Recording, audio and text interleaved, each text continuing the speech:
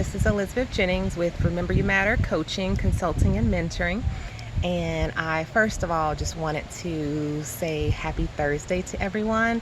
I wanted to get on here and do a video.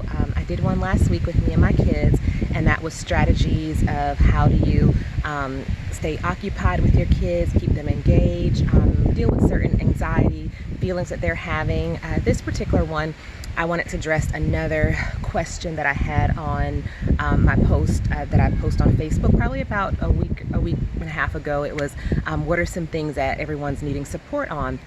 And two of the other questions that or comments that were posted was, how do you deal with stress for our healthcare workers, helping them to manage that?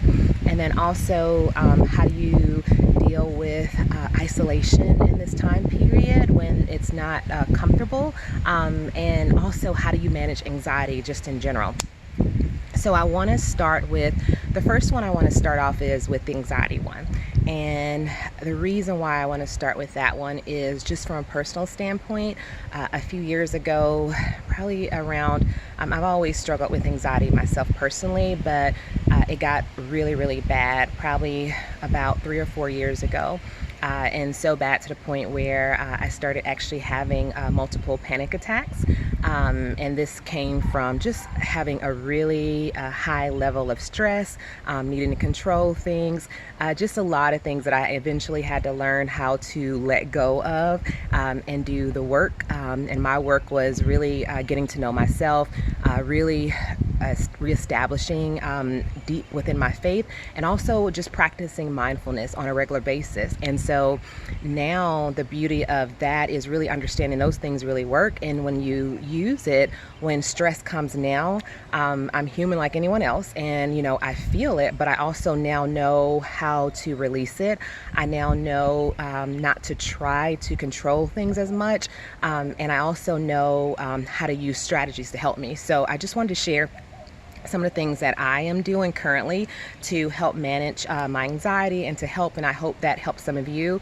The first thing I'm doing is learning this part called acceptance, right? I'm learning to accept the fact that there are a lot of things happening now even with my job, the instability of being a single mom, and having to manage my income with the change in how that's looking for healthcare, for patient contact, for certain clinics and things like that. The change in having to find a different way to provide services. There could be a lot of things that I could be very anxious about, but what I'm choosing to do is, first of all, definitely take time to breathe. Definitely take time to be present and in the moment. Even right now, I was able to see a couple of kids, had a couple of meetings for some of the things and classes that I lead, did a couple of training, and now just taking time to be outside at the end of my day, just to enjoy the sunlight, the beautiful day that we're having. I'm also using my journal more and actually doing a lot more gratitude, meditation, using my affirmations of what exactly, how do I feel today, and who am I, and whose am I, right? A lot of those things where it helps me to ground, to realize a lot of things that's happening is not within my control, so I don't need to try to control it. I do need to be smart about things. I need to keep myself to be informed, to make sure I'm safely interacting when I'm working with my clients, when I'm sharing information with other people, making sure that I'm as aware as I can of what's going on, but not to the point where it's causing me to lose sleep. The other thing that I'm also doing that I didn't used to do before when I was having those panic attack was sleeping. I would sleep for like 2 hours a night at times when I was going through that, and now my body knows the importance of doing things that help to calm me down, whether that be working out, whether that be taking nice walks, whether that be taking a hot bath, some of the simple things that we might need to be able to do more of. For me, it's also playing music that I find relaxing.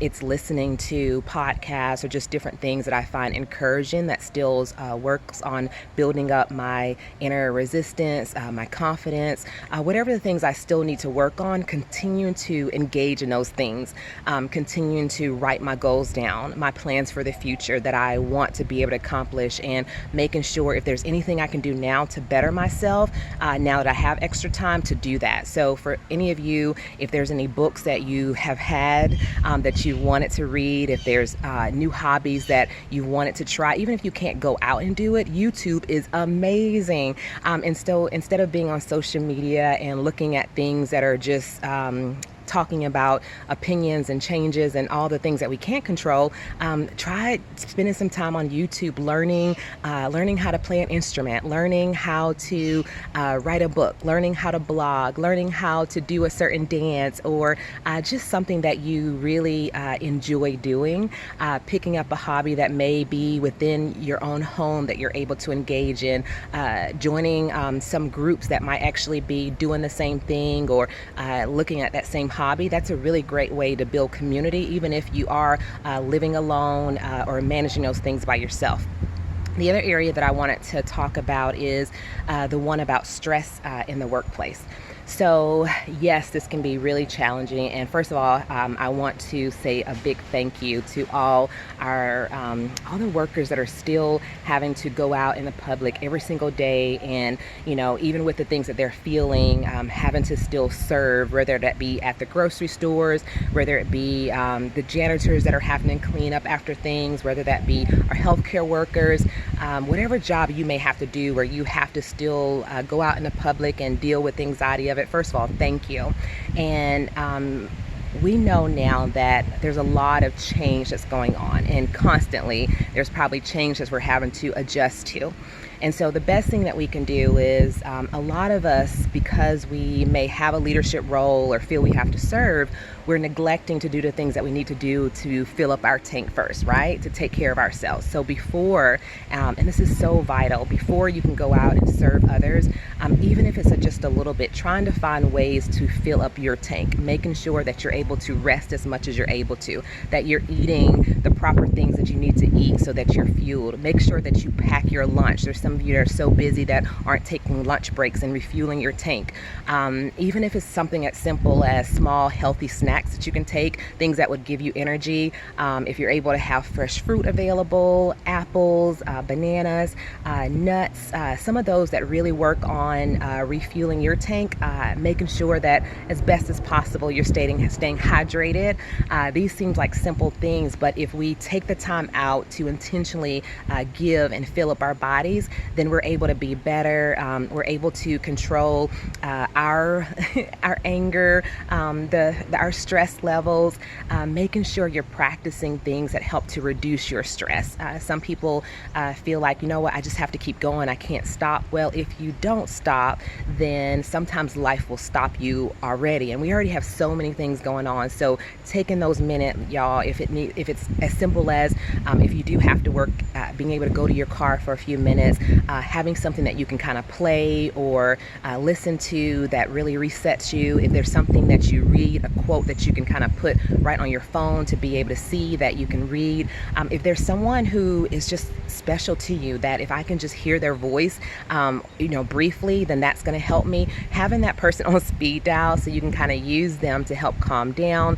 I remember whenever I used to be really hectic and doing multiple things and having to go multiple places within the workplace, what helped me is my kids always calm me down. So having a picture of them on my screensaver on the phone. At other times, I would also have a picture of my favorite place to go.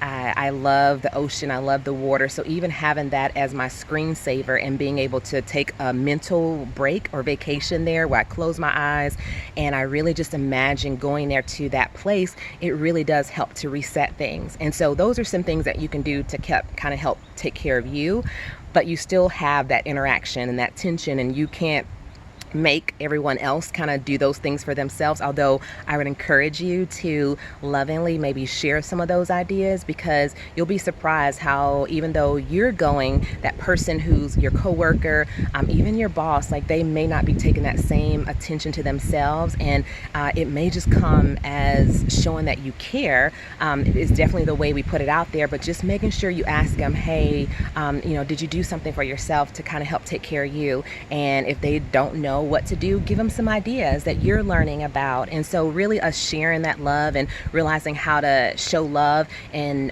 multiple ways to each other is the very core of where we can start with. Because if we start there, then we both can be honest about saying, you know what, this is a stressful time. We both need to breathe and we both need to support each other. Now, how can we do this together? And so really changing how how we work together, right? Instead of it being this level of competitiveness or this level of feeling like someone is out to get you or tell you what to do, let's really just change and realize we have to work together to make it through this time. And so whether we're in a stressful work environment, whether we're at home doing things now on a computer and having to adjust to all these changes that we may not be used to, really like taking a breath and counting your blessings and understanding, you know what, it could be so much worse than what it is now for the situation that I have. And the fact that we are healthy, we're still able to take care of our jobs. Technology has now allowed that to still happen. There's some of us who aren't able to work at this time, and so really being considerate of that is so important. And the other area I want to talk about is in regards to how we can still be kind to one another. I'm finding that the most important thing that's helping me with this season of feeling that there's a lot of things that I can't control, in addition to taking care of myself, in addition to being kind and trying to show kindness toward my coworkers, it's also serving others and finding a way to do that, finding a way to still give or connect to others. And so one of the most important thing that I'm learning is I had really gotten kind of comfortable with texting people. It was just easier with time. I didn't know if their life was busy, mine was busy.